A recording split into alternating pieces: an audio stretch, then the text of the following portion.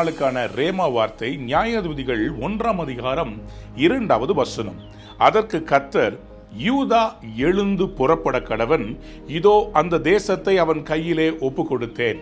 இஸ்ரவேல் ஜனங்கள் யோசுவா மரித்த பின்பு ஆண்டவர்கிட்ட கேட்கிறாங்க, ஆண்டவரே நீங்க ப்ராமிஸ் பண்ணீங்களே அந்த கானானை நாங்க எப்படி பிடிக்கிறது, யார்கிட்ட கொடுக்க போறீங்க?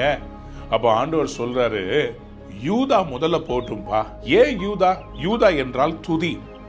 அன்பார்ந்த பிள்ளைகளே, இன்றைக்கு தேவன் வாக்குத்தத்தம் பண்ணினதை நீங்கள் பிடிப்பதற்கு கடவுள் இன்றைக்கு உங்களை பார்த்து சொல்கிறார், நீங்கள் துதியினாலே அதை சுதந்திரித்துக் கொள்ளலாம்.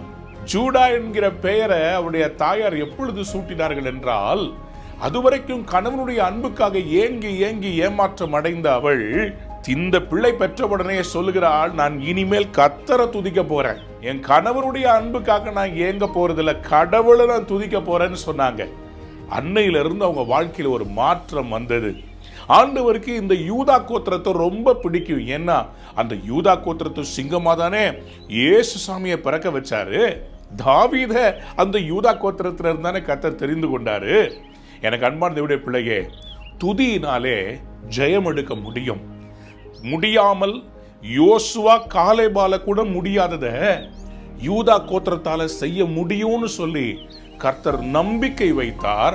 4 சொல்கிறது, யூதா எழுந்து போன போது கர்த்தர் கானானியரையும் பெரிசியரையும் அவர்கள் கையிலே ஒப்பு கொடுத்தார்.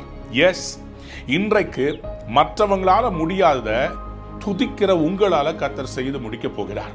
உங்க அலுவலகத்துல, உங்களுடைய பிசினஸ்ல வேற யாரும் முயற்சி பண்ணி கிடைக்காததெல்லாம் உங்க மூலமா கர்த்தர் செய்ய போகிறார்.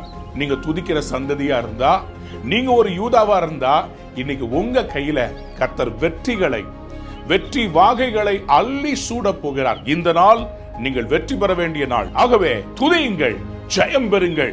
இந்த நாள் நல்ல நாள், பொன்னாள், வெற்றியின் நாள். God bless you. Have a wonderful day.